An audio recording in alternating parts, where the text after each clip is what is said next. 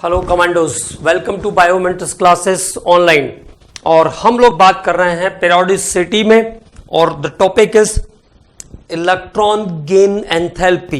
Electron affinity भी कहते हैं इसको, ठीक है। तो इलेक्ट्रॉन गेन एंथैल्पी के टॉपिक पर हम लोग बात कर रहे थे, ठीक है।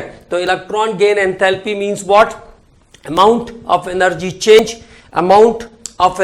change when an extra electron is added up, when an extra electron is added to isolated gaseous atom, when an extra electron is added to isolated gaseous atom। जब कोई अतिरिक्त इलेक्ट्रॉन किसी विलगित गैसीय परमाणु के द्वारा ग्रहण किया जाता है तो उत्पन्न या उत्सर्जित होने वाली ऊर्जा, तब उस दौरान परिवर्तित होने वाली ऊर्जा इलेक्ट्रॉन बंधुता या इलेक्ट्रॉन अफिनिटी कहलाती है। Clear? The amount of energy change when an extra electron is add up with the isolated gaseous atom, ठीक है। विलगित गैसीय परमाणु जब अतिरिक्त इलेक्ट्रॉन ग्रहण करता है, अतिरिक्त इलेक्ट्रॉन लेता है, तब जो ऊर्जा का परिवर्तन होगा, that amount of energy change is called electron gain enthalpy. तो इस ऊर्जा परिवर्तन को हम क्या कहते हैं? इलेक्ट्रॉन गेन एंथैल्पी या इलेक्ट्रॉन बंधुता कहते हैं। Okay, clear now? तो अब बात करते हैं इसके आगे के हिस्से पर, इलेक्ट्रॉन गेन एंथैल्पी पर आगे बात करते हैं। तो देखो, जैसे कोई सिंगल एक क्लोरीन का एटम है, तो क्लोरीन एटम की अगर हम बात करते हैं, सिमिलर देखिए, सिंपल क्लोरीन एटम है 287, ठीक। इसको ऑक्टेट कंप्लीट करने के लिए किस चीज की जरूरत है? It needed only 1 electron. इसको चाहिए केवल और केवल 1 इलेक्ट्रॉन, ठीक है। तो अगर क्लोरीन को 1 इलेक्ट्रॉन मिल जाए तो इट बिकम्स Cl-288, ठीक है। अब अगर 1 इलेक्ट्रॉन मिल गया तो इसने इनर्ट गैस के कॉन्फ़िगरेशन को एक्वायर कर लिया। This element acquire the configuration of inert gas. कहां पहुंच गया? 288 18 पे पहुंच गया, मतलब आर्गन के कॉन्फ़िगरेशन पर पहुंच गया है। एंड इट बिकम्स स्टेबल, और ये स्टेबल हो जाएगा इस समय।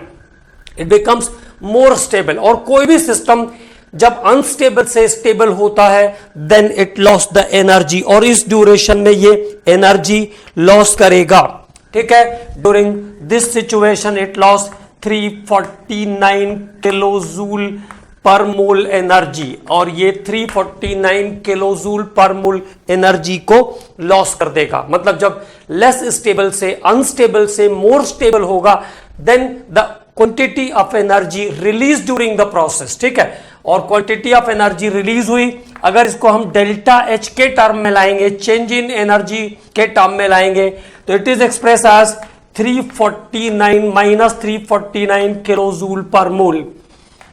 माइनस साइन ये इंडिकेट करता है कि एनर्जी रिलीज हुई है, माइनस साइन ये इंडिकेट कर रहा है कि amount of energy release during the process. Exothermic process है ये। एक्सोथर्मिक प्रोसेस वो होता है जिसमें हीट रिलीज होती है। और देखो, डेल्टा एच की वैल्यू का जो कैलकुलेशन करते हैं हम, this is heat content of product minus heat content of reactant. Heat content of product minus heat content of reactant से हम एनर्जी चेंज को निकालते हैं, ठीक है। अब बात आई हीट कंटेंट, रिएक्टेंट की हीट ज्यादा थी तभी तो प्रोडक्ट के बनने के साथ साथ उसने हीट भी निकाला। तो जब रिएक्टेंट के लिए वैल्यू ज्यादा है, एचआर की वैल्यू ज्यादा है, हीट कंटेंट ऑफ रिएक्टेंट जैसे यहां 2 किलोजूल, यहां पे 5 किलोजूल, 2 - 5, तो आंसर कैसा आ जाएगा? नेगेटिव में आ जाएगा ना, ठीक है। तो नेगेटिव साइन का मतलब क्या हुआ? दिस नेगेटिव साइन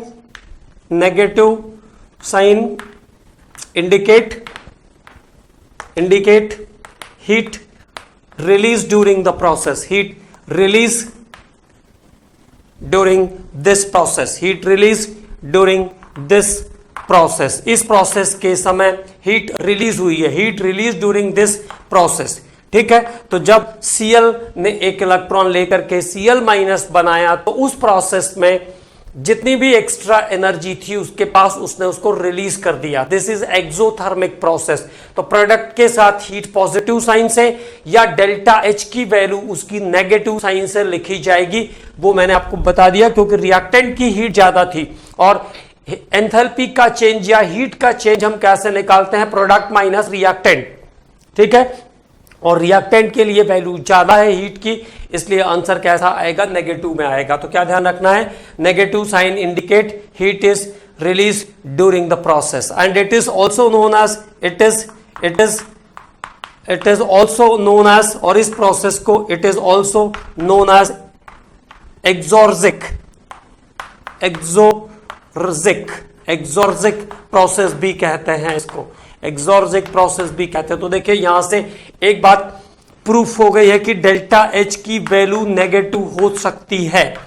जितने भी मेंबर्स हैं उनके लिए इलेक्ट्रॉन गेन एंथैल्पी नेगेटिव हो सकती है। हमने पहले ही कहा था कि अमाउंट ऑफ एनर्जी चेंज की बात कर रहे हैं हम, और अगर अमाउंट ऑफ एनर्जी चेंज हुआ it means the delta H may be positive और नेगेटिव बोथ। ठीक है, तो एक्सो कभी भी इलेक्ट्रॉन गेन एंथैल्पी के लिए यहां पे तो एनर्जी चेंज हो रही है, लेकिन कई बार एनर्जी गेन भी होगी, मतलब एनर्जी एटम को भी कंज्यूम करनी पड़ेगी इलेक्ट्रॉन लेने के लिए एक्स्ट्रा। वो कंडीशन अभी आने वाले हैं, पहले हम लोग इसकी बात कर ले। तो जब क्लोरीन ने एक इलेक्ट्रॉन लिया तो उस समय जितना एनर्जी इसने चेंज किया, सिंगल स्टेप के अंदर इलेक्ट्रॉन मिल गया उसको, और उसने जितनी एक्स्ट्रा एनर्जी थी वो रिलीज कर दिया। तो इलेक्ट्रॉन एटम के समय जितनी एनर्जी रिलीज हुई it is called electron gain enthalpy. लेकिन हर बार रिलीज होगी ऐसा हम नहीं कह सकते हैं। मैंने आपसे कहा कि इसमें इलेक्ट्रॉन, इसमें जो है डेल्टा एच की वैल्यू पॉजिटिव और नेगेटिव दोनों हो सकती है। तो अब देखिए अगला प्रोसेस कैसे आया। अब मान लीजिए किसी एटम का जो ऑक्टेट है वो कंप्लीट होने के लिए, जैसे ऑक्सीजन है फॉर एग्जांपल,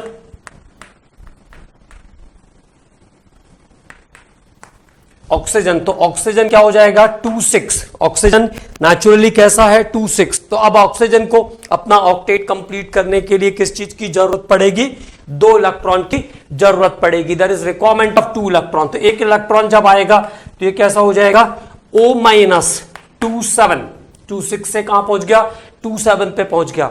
ठीक, but it is not at stable, अभी वो स्टेबल नहीं हुआ है, it is not stable.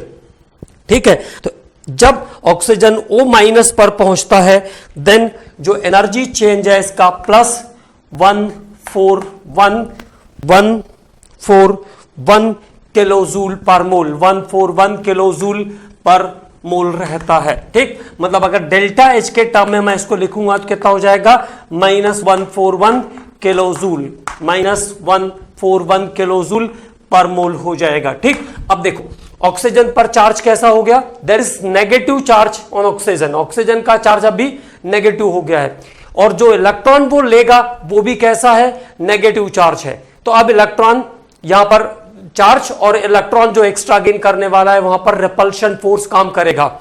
To avoid the repulsion force, to overcome the repulsion force, there is energy is consumed by the atom. तो 2,7 से जब एक इलेक्ट्रॉन उसको और मिलता है when it is on the position of 2- oxygen 2,8, then that time, during this time the energy is consumed inside, और ये कितनी है -780 kilojoule, -780 kilojoule per mole.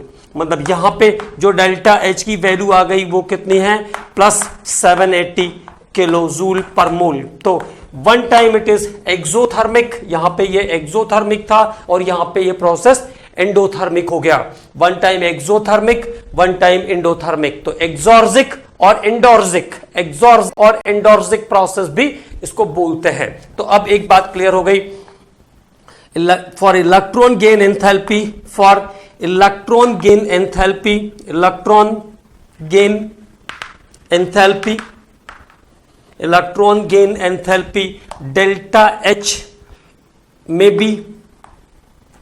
may be positive and negative both, may be positive and negative both, positive and negative both।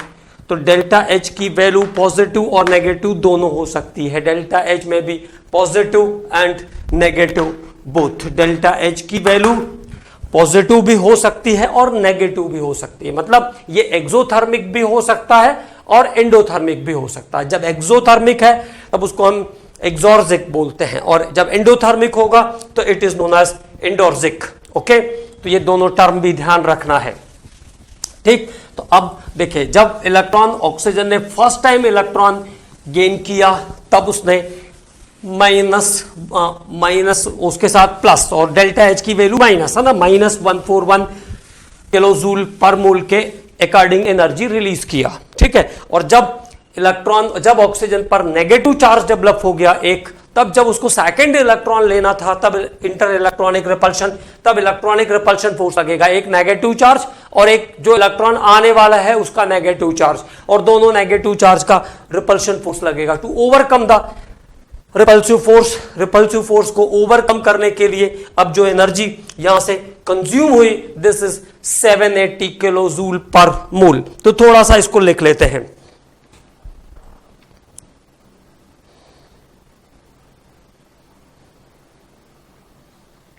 ठीक है ना, थोड़ी सी एक दो लाइनें इसके बारे में हम लोग लिख लेते हैं।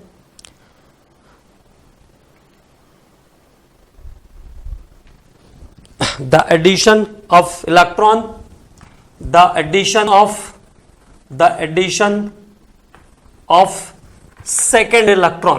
second electron, the addition of second electron requires energy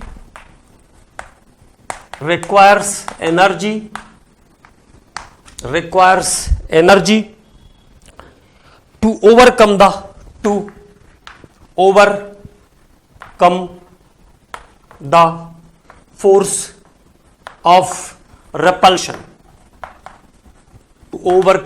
force of repulsion, तो सेकंड इलेक्ट्रॉन जब ऑक्सीजन लेने की कोशिश करेगा तो ऑक्सीजन पर पहले से नेगेटिव चार्ज है, इस रिपल्सिव फोर्स को कम करने के लिए क्या होगा, the addition of second electron requires energy to overcome the force of repulsion, ठीक है, to force of repulsion.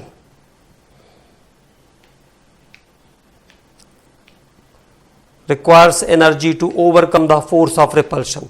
The second electron gain enthalpy, so the second electron gain enthalpy is endorsic. Second electron gain enthalpy is endorsic. Okay, तो second electron gain enthalpy कैसा हो जाएगी, एंडोर्जिक हो जाएगी।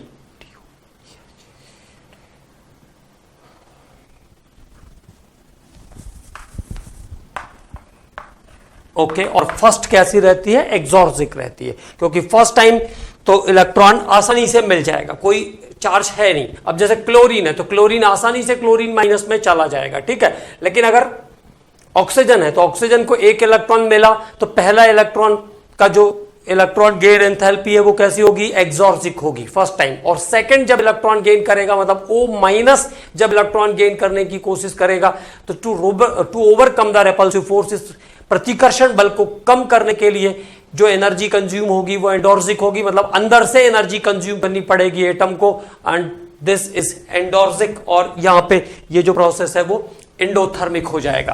तो ये सेकेंड इलेक्ट्रॉन गेन एंथैल्पी की बात हो गई। ऑक्सीजन की वैल्यू भी ध्यान रखना है, 780 किलोजूल पर मोल रहती है। क्वेश्चन आ चुका है इस पे, ठीक है। अब एक और एग्जांपल पे बात करते हैं।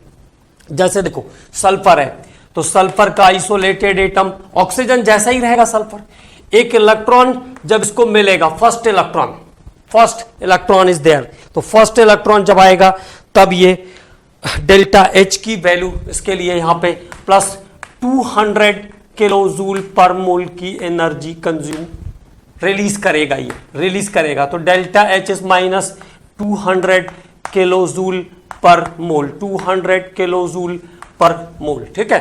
200 kilo joule per mole is the value of delta H for sulphur. अब ये सब प्रैक्टिकल वैल्यूज है। Delta H for sulphur is -200 kilo joule per mole. तो अभी कैसा हो गया, ये एक्सोर्जिक है, ये वैल्यू है ना। अब सेकेंड टाइम जब इसको सेकेंड इलेक्ट्रॉन S माइनस हो गया, अब चार्ज कैसा है, माइनस है, इलेक्ट्रॉन को जो लेने वाला है वो भी माइनस है, तो आसानी से उसके पास आएगा नहीं, रिपल्सन फोर्स लगेगा।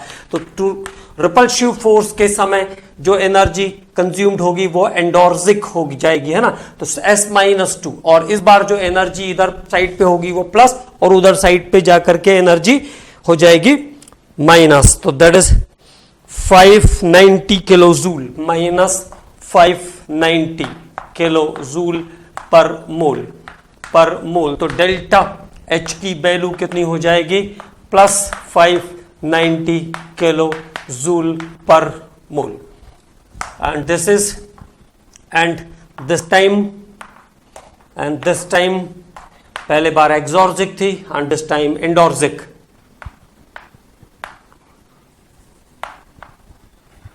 ओके, तो ये है इलेक्ट्रॉन गेन एंथैल्पी और ये इलेक्ट्रॉन गेन एंथैल्पी से रिलेटेड पॉइंट्स। हमको देखो क्या क्या ब्रीफली ध्यान रखना है।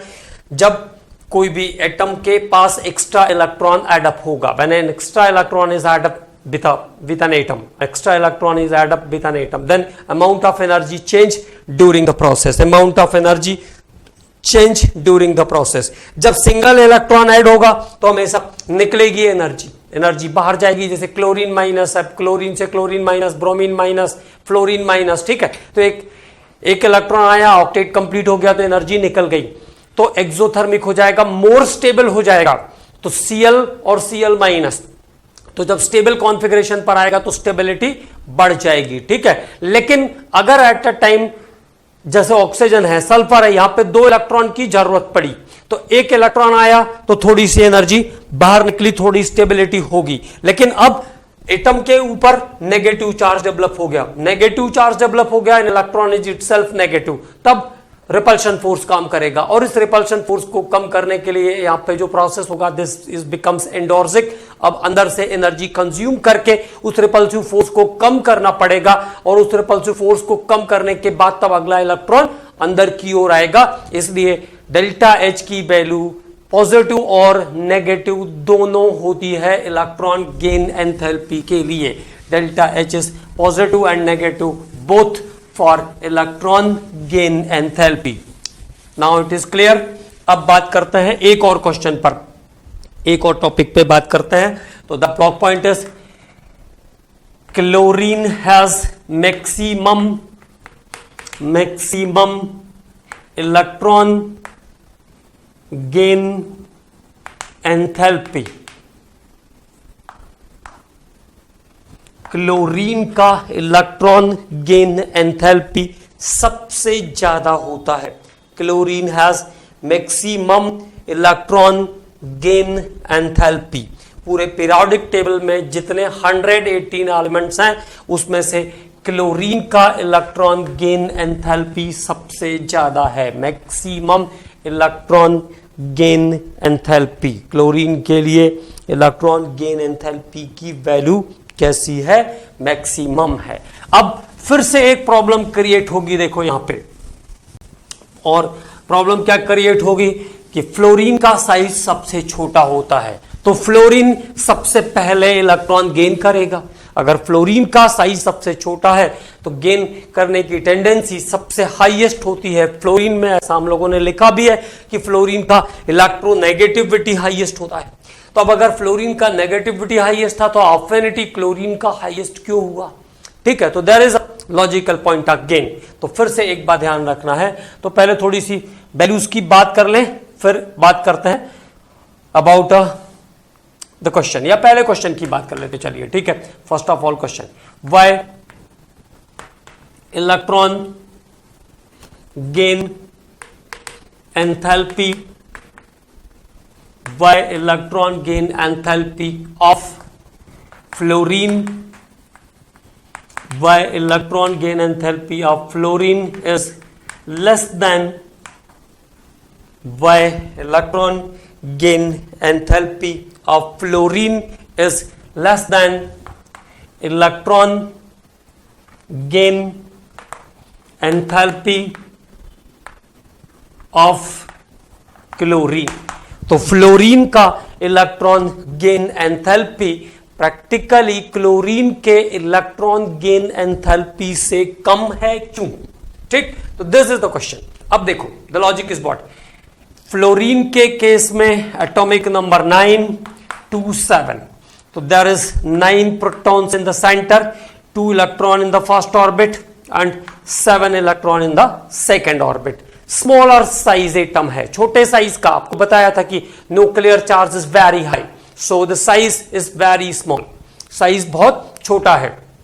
अब एज कंपेयर टू क्लोरीन की बात करें तो एटॉमिक नंबर 17 2 8 7, तो 17 proton is there but the orbits are 3। Okay, तो साइज थोड़ा बड़ा हो गया है क्लोरीन के केस में। अब फ्लोरीन में the size is very very small, smaller size of atom, और already 7 electrons are present in the valence shell, और पहले से बैलेंस सेल में 7 इलेक्ट्रॉन प्रेजेंट हैं। Already 7 electrons are present in the valence shell and which gain an extra electron. जब ये extra electron gain करेगा then it is highly repel by the other electrons, तब वो एक्स्ट्रा इलेक्ट्रॉन को बाकी सब मिलकर के क्या करेंगे, रिपेल करेंगे। देखो आप ऐसे समझो थोड़ा सा, जैसे एक छोटा सा रूम है, उसमें 7 पर्सन आर ऑलरेडी प्रेजेंट, 7 लोग पहले से ही रहते हैं, एक और इंसान आ जाए तो बाकी मिलकर के क्या कोशिश करेंगे, क्योंकि वो तो सिमिलर है,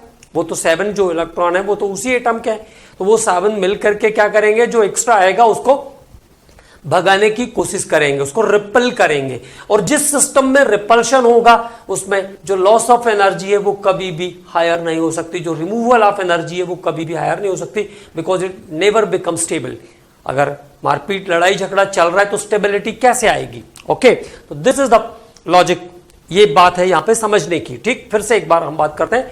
fluorine has smaller atomic volume and already 7 electrons are present in the balance cell. Fluorine का एटॉमिक वॉल्यूम छोटा है, ऑलरेडी 7 इलेक्ट्रॉन बैलेंस सेल में प्रेजेंट है। When fluorine gain an extra electron, जब फ्लोरीन एक एक्स्ट्रा इलेक्ट्रॉन गेन करेगा, fluorine gain an extra electron, then there is high inter electronic repulsion force, तब वहां पर अंतर इलेक्ट्रॉनिक प्रतिकर्षण बल बढ़ जाएगा, high inter electronic repulsion force, and due to high inter-electronic repulsion force, the quantity of energy loss in case of fluorine is less than chlorine. तो practically जो एनर्जी क्लोरीन के केस में लॉस होने वाली है उससे कम एनर्जी लॉस होती है फ्लोरीन में, और इस बेस पे हम ये बात कह पाते हैं कि electron gain enthalpy of fluorine is less than electron gain enthalpy of chlorine. अब अगर दूसरे हैंड पर बात करनी है क्लोरीन के बारे में तो थोड़ा सा साइज बड़ा होगा, है ना, और अगर साइज बड़ा है तो inter electronic repulsion force when gain an extra electron then less inter electronic repulsion force as compare to fluorine. Fluorine के कंपैरिजन में वहां पर इंटर इलेक्ट्रॉनिक रिपल्शन फोर्स कम हो जाएगा, और इस इंटर इलेक्ट्रॉनिक रिपल्शन फोर्स के कम होने के कारण जो लॉस ऑफ एनर्जी है वो क्लोरीन में ज्यादा होगा। ठीक है, तो this is the logic of the electron gain enthalpy. ये एक इंपॉर्टेंट बात है, इसको ध्यान भी रखना बहुत इंपॉर्टेंट है, तो बात तो मैं इसको लिखता हूं अब, है ना। Why the electron gain enthalpy of fluorine is less than electron gain enthalpy of fluorine. Why the electron gain enthalpy of fluorine is less than electron gain enthalpy of chlorine. Okay, तो क्या क्या ध्यान रखना है? Fluorine has smaller atomic volume. Smaller atomic volume. Fluorine has smaller atomic volume. Fluorine का atomic volume छोटा होगा. Smaller atomic volume. Okay. Already 7 electrons are present. 7 electrons are present in the valence cell. 7 electrons are present in the valence cell. Already 7 electrons are present in the valence cell. When fluorine gain an extra electron, gain an extra electron,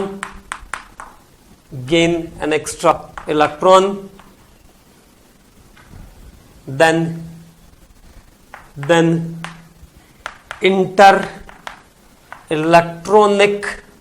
inter-electronic repulsion force increases, repulsion, inter-electronic repulsion force increases, then there is increase in inter-electronic repulsion force, then there is gain an extra electron, then inter-electronic repulsion force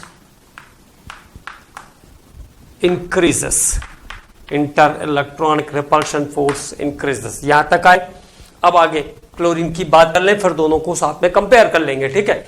तो fluorine has smaller atomic volume, already 7 electrons are present in the valence shell, when fluorine gain an extra electron then inter-electronic repulsion force increases. Okay, where in case of chlorine, where in case of chlorine, where in case of chlorine, large atomic volume, fluorine से बड़ा, इसका मतलब यह है कहने का, large atomic volume, less inter-electronic repulsion force, less inter-electronic repulsion force, less inter-electronic repulsion force,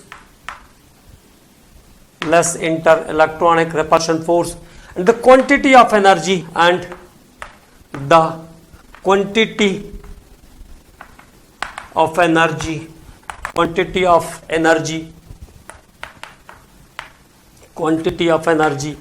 loss in case of chlorine is more than fluorine, ठीक है। तो जो क्वांटिटी ऑफ एनर्जी लॉस होगी, प्रैक्टिकली जो क्वांटिटी ऑफ एनर्जी लॉस होगी chlorine के case में, वो फ्लोरीन से ज्यादा है, ठीक है। तो इस कारण जो क्लोरीन का इलेक्ट्रॉन गेन एंथैल्पी है, the electron gain enthalpy of chlorine is more than electron gain enthalpy of fluorine. Okay, तो now it is clear why the electron gain enthalpy.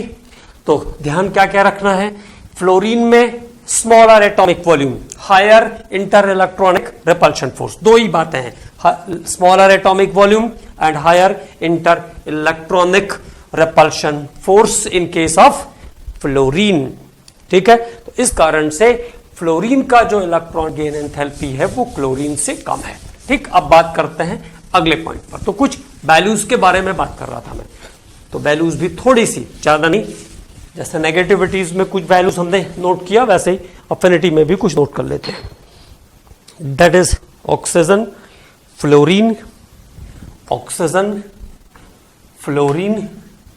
Sulphur और क्लोरीन। तो फर्स्ट इलेक्ट्रॉन गेन एंथैल्पी की बात कर रहे हैं हम, फर्स्ट इलेक्ट्रॉन गेन एंथैल्पी की बात हम कर रहे हैं ना। दैट इज इन किलोजूल्स पर मोल, किलोजूल पर मोल में होगी -141 -200 -349.00 किलोजूल पर मोल, और फ्लोरीन में होती -328 किलोजूल पर मोल, ठीक है। तो this is about the electron gain enthalpy, ये हमने बात किया इलेक्ट्रॉन गेन एंथैल्पी में। और ट्रेंड्स अगर पूछेंगे तो ध्यान रखेंगे, इलेक्ट्रॉन गेन करने की बात हो रही है, मतलब पीरियड में साइज छोटा तो इलेक्ट्रॉन गेन एंथैल्पी इंक्रीज, और ग्रुप में जाने पर एंथैल्पी डिक्रीज। ग्रुप में तो इलेक्ट्रॉन गेन करने की कोई टेंडेंसी होती ही नहीं है, ठीक है ना। तो electron gain enthalpy, electron affinity period में इंक्रीज और ग्रुप में डिक्रीज, ओके। तो electron gain enthalpy increases left to right in the period, increases left to right in the period and decreases up to down in the group.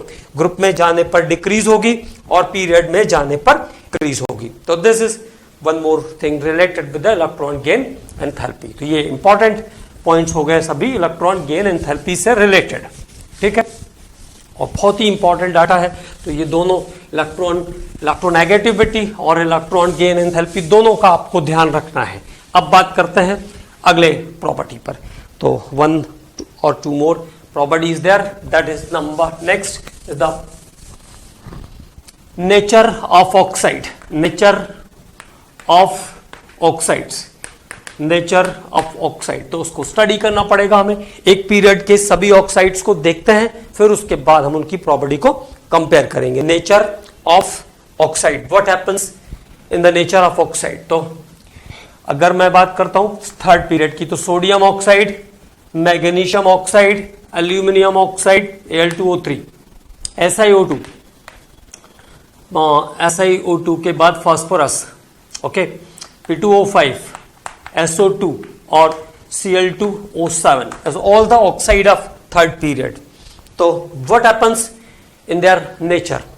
Sodium oxide is added with water. अगर sodium oxide को हम पानी में डालते हैं then it forms sodium hydroxide. तब sodium oxide क्या बनाएगा? सोडियम हाइड्रोक्साइड बनाएगा। It means it is alkaline, ठीक, it is basic in nature. तो सोडियम ऑक्साइड का नेचर कैसा हो गया? Basic. Magnesium reacts with water to form magnesium hydroxide. Magnesium oxide पानी के साथ रिएक्शन करके क्या बनाएगा? मैग्नीशियम हाइड्रोक्साइड बनाएगा। And magnesium hydroxide is also act as a base. Magnesium hydroxide भी कैसा होगा? बेस होगा, ठीक है। अब जैसे आप एल्यूमिनियम पर आओगे तो देखो, ये हो गया स्ट्रॉन्ग बेस, ये हो गया बेस, ये स्ट्रॉन्ग बेस, ये बेस, और इस पे जैसे आओगे नेचर चेंज हो जाएगा। Amphoteric, amphoteric means what? Are the substances which act as acid as well as a base. वे पदार्थ जो अम्ल और क्षार दोनों की भांति व्यवहार करते हैं उन्हें कहते हैं उभयधर्मी यौगिक। एम्फोटेरिक मींस उभयधर्मी बोलेंगे इसको हिंदी में ना, amphoteric compound. And now SiO2 weak acidic, weak acidic. अब यहां से एसिडिक स्ट्रेंथ बढ़ती जाएगी और this one is becomes most acidic. Cl2O7 is the most acidic oxide. जितने भी ऑक्साइड हैं नेचर में उसमें Cl2O7 सबसे ज्यादा एसिडिक ऑक्साइड है। तो देखो क्या हो रहा है, बेसिक नेचर को अगर हम देखें, strong base, base, amphoteric, change the basic nature. तो अगर एक एक 1 by 1 बात करते हैं तो बेसिक नेचर की अगर हम बात करेंगे तो what happens about the basic nature? Period के अंदर बेसिक नेचर क्या हो रहा है? डिक्रीज हो रहा है। Basic nature decrease left to right in the period. And what happens in the group? Basic nature increase होगा। It means in the group basic nature increases, basic nature increases in the group, ठीक है। तो basic nature group में बढ़ता है और period में कम होता है, क्योंकि जैसे जैसे ऑक्साइड को आप डालोगे वो फास्ट हाइड्रोक्साइड फॉर्मेशन करेगा, और जो जितना फास्ट OH- आयन रिलीज करेगा वो उतना ही स्ट्रॉन्ग हाइड्रोक्साइड होगा। तो अगर मैं बेसिक नेचर की बात करता हूं, बेसिक नेचर की अगर हम बात करें तो बेसिक नेचर, अगर फर्स्ट ग्रुप की बात कर रहे हैं तो फर्स्ट ग्रुप के अंदर, फर्स्ट ग्रुप में जो बेसिक नेचर होगा वो caesium hydroxide is the strongest, then rubidium hydroxide, then rubidium के बाद potassium hydroxide, then sodium hydroxide, and then the lithium hydroxide. Okay, so this is about the basic nature of hydroxide in the first group. And now in the second group, as it is increases downside in the group. So barium hydroxide, barium, then strontium hydroxide, strontium hydroxide के बाद calcium hydroxide, CaOH whole twice, then magnesium hydroxide, and then finally beryllium hydroxide. Okay, so this is about the basic nature of the first and second group. It means completely totally मैं ये कहना चाह रहा हूं कि किसी भी group में नीचे जाने पर बेसिक नेचर क्या होगा? बढ़ेगा। Basic nature of the compound increases up to down in the group. ऊपर से नीचे जाने पर बेसिक नेचर बढ़ता है। अब यहां पे एक इंपॉर्टेंट बात जो हमको याद रखना है वो ये है कि बेरिलियम का जो ऑक्साइड होता है, अब देखिए this is exceptional case, beryllium oxide and beryllium hydroxide are amphoteric compound. Beryllium oxide and beryllium hydroxide, BeO and BeOH whole twice, BeO BeOH whole twice are amphoteric compound. तो this is a block point, है ना, ये एक block point, important point. Beryllium oxide और beryllium hydroxide amphoteric compounds हैं, उभय धर्मी यौगिक हैं। Beryllium oxide and beryllium hydroxide are amphoteric compounds. Okay, now अब बात करते हैं, बेसिक नेचर की बात हो गई, तो पीरियड में बेसिक नेचर डिक्रीज होगा और ग्रुप में जाने पर बेसिक नेचर इंक्रीज होगा। अब बात कर रहे हैं हम एसिडिक नेचर के बारे में। तो what happens about acidic nature? तो देखो, पीरियड में जाने पर एसिडिक नेचर क्या हो रहा है? बढ़ रहा है। तो एसिडिक नेचर पीरियड में इंक्रीज और ग्रुप में जाने पर एसिडिक नेचर क्या हो जाएगा? It means decrease. पीरियड में इंक्रीज और ग्रुप में जाने पर डिक्रीज। तो देखो, Cl2O7 is the most acidic oxide, सबसे ज्यादा एसिडिक ऑक्साइड है, एसिडिक ऑक्साइड। तो Cl2O7, देन उसके बाद आएगा SO2, देन उसके बाद आएगा P2O5, देन उसके बाद सबसे लास्ट में आएगा SiO2। वीक एसिड है ये, वीक एसिड। ओके, तो Cl2O7 is the strongest acid and SiO2 is the weak acid. ठीक, तो ये एसिडिक नेचर ऑक्साइड का एसिडिक नेचर जो पीरियड में जाने पर इंक्रीज हो रहा है, और जब एसिडिक नेचर हम up to down in the group जाएंगे तो क्या होगा? डिक्रीज होगा। तो it is about the nature of oxides. अब बात कर लेते हैं हम लोग एक एम्फोटेरिक के बारे में थोड़ी अलग से। तो एम्फोटेरिक मतलब क्या? Act as acid as well as base. जो एसिड के साथ होगा तो बेस के जैसा, और बेस के साथ होगा तो एसिड के जैसा एक्ट करेगा। एम्फोटेरिक, थोड़ी इसकी लिस्ट भी बनाएंगे क्योंकि इंपॉर्टेंट है ये। एम्फोटेरिक ऑक्साइड और कंपाउंड भी कह सकते हैं आप, amphoteric compounds act as acid as well as base. जो एसिड और बेस दोनों के जैसा काम करते हैं, act as acid as well as base. मतलब ऐसे कंपाउंड जो एसिड जैसा भी काम करेंगे और बेस के जैसा भी काम करेंगे। अगर मतलब किसी बेस के साथ है तो एसिड, और एसिड के साथ है तो बेस जैसा काम करेंगे। और ऐसे कंपाउंड्स जो हैं वो कौन कौन से? एल्यूमिनियम तो हमको दिख ही रहा था, एल्यूमिनियम, जिंक, लेड, टिन, इनके जितने भी ऑक्साइड हैं, all the oxide of this compounds. Arsenic, antimony, arsenic और antimony, arsenic and antimony, oxides of these metals, oxide of these metals. इन मेटल के जो ऑक्साइड हैं वो एम्फोटेरिक के जैसा बिहेव करेंगे। मतलब अगर मैंने ऐसा कहा Al2O3, ZNO, PbO, PbO2, SNO, SNO2, SNO2, As2O3, Sb2O3, तो all of them are amphoteric. ये सभी एम्फोटेरिक ऑक्साइड्स हैं। लिस्ट बना के रखेंगे क्योंकि कभी कभी क्वेश्चन आता है, identify the amphoteric oxide. Amphoteric oxide के बारे में कभी कभी क्वेश्चन आता है तो इसको ध्यान रखेंगे।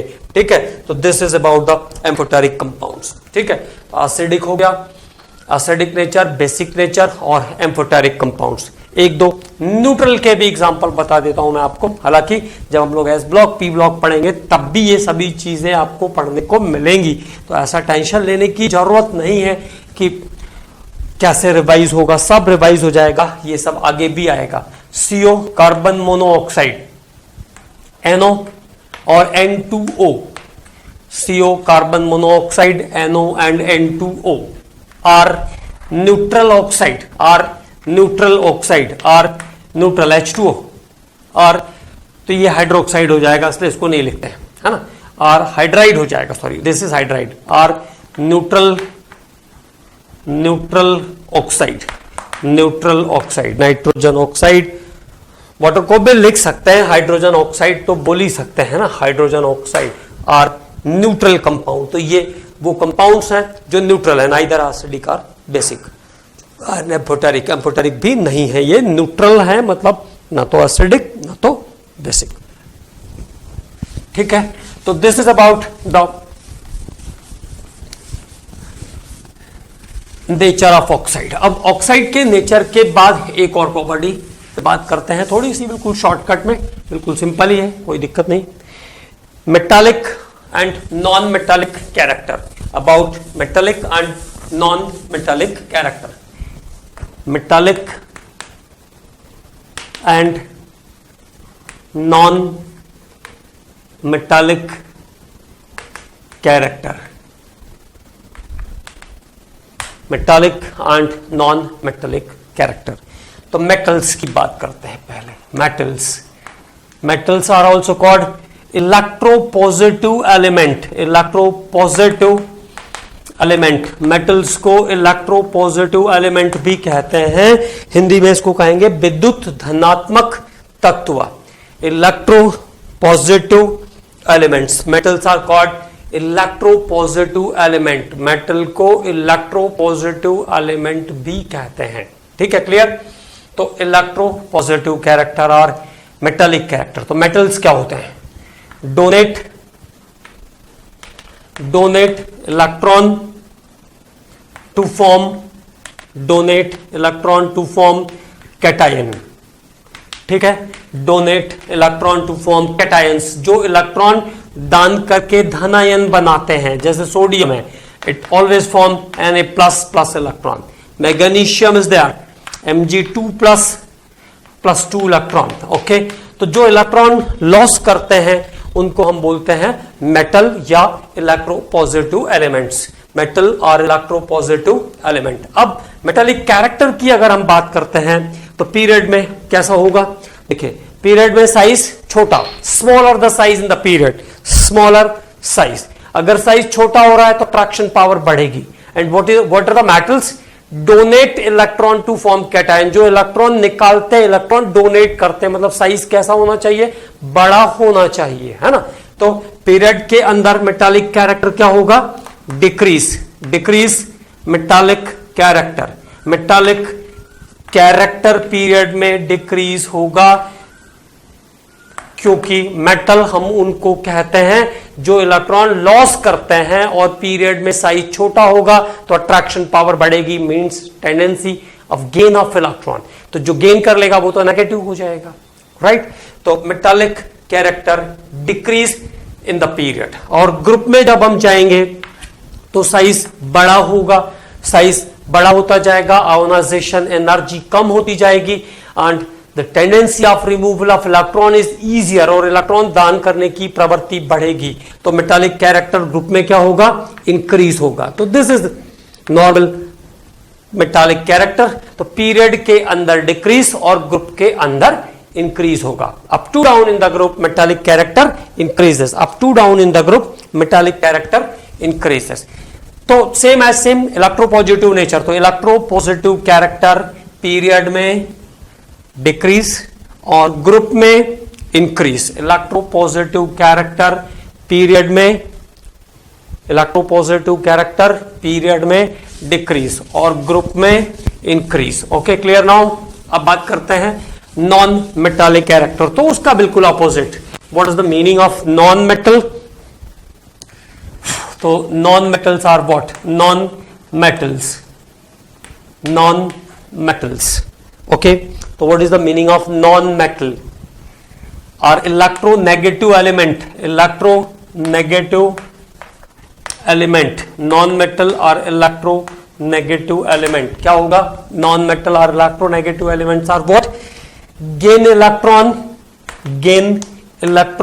to form anion, gain electron to form anion, जो इलेक्ट्रॉन ग्रहण करके ऋणायन बनाते हैं। Gain electron to form anion, जो इलेक्ट्रॉन ग्रहण करके ऋणायन बनाते हैं, it's called non metal, it's called non metal, it's called non metal. और electronegative element, electronegative element, electronegative element, उनको हम इलेक्ट्रोनेगेटिव एलिमेंट्स भी कहते हैं, it's called electronegative element. Okay, तो अब देखो नॉन मेटेलिक कैरेक्टर मतलब इलेक्ट्रॉन गेन करने का कैरेक्टर। तो पीरियड में जब जाएंगे तो साइज डिक्रीज होगा, it means attraction power increase, attraction power बढ़ेगी, it means gain electron more quickly और मोर रैपिडली, तेजी से इलेक्ट्रॉन ग्रहण कर पाएंगे। ठीक है, तो non metallic character increase in the period, increase in period. Okay, तो non metallic character increase in the period and decrease in the group. Non metallic character group में नीचे जाने पर डिक्रीज होगा। जैसे कभी अगर हम फ्लोरीन वाले ग्रुप में बात करें तो फ्लोरीन, क्लोरीन, ब्रोमीन, आयोडीन, जब हम आयोडीन में पहुंचते हैं तो सॉलिड लाइक वैक्स, वो वैक्स के जैसा सॉलिड हो जाता है एंड हैव मेटालिक क्लस्टर, और उसमें भी मेटालिक क्लस्टर्स शो अप होते हैं। ठीक है, तो इस तरीके से जब किसी ग्रुप में नीचे की तरफ जाएंगे तो नॉन मेटालिक कैरेक्टर कम होता जाएगा और पीरियड में जाएंगे तो नॉन मेटालिक कैरेक्टर बढ़ेगा। तो जो इलेक्ट्रॉन डोनर हैं वो मेटल्स हैं, इट इज इलेक्ट्रोपॉजिटिव, और जो इलेक्ट्रॉन गेन करने वाले हैं वो इलेक्ट्रोनेगेटिव है, वो इलेक्ट्रोनेगेटिव है। ठीक है ना, इलेक्ट्रॉन गेन करने वाले एलिमेंट इलेक्ट्रोनेगेटिव। तो it is all about the periodic table. ये पीरियोडिक टेबल से रिलेटेड अभी हमने सभी टॉपिक्स पर बात किया। ठीक है, और S block, P block is also related with the periodic table, लेकिन अभी हमको चूंकि केमिकल बॉन्डिंग पे काम करना है इसलिए हम periodic S block, P block start नहीं कर सकते, लेकिन आप उसको याद करके रखेंगे। जब भी हम लोग P block, S block, P block start करेंगे तो जो भी थोड़ा बहुत इधर प्लस माइनस होगा वो सब कंप्लीट हो जाएगा, आपको कोई टेंशन लेने की जरूरत नहीं है। Okay commandos, thank you.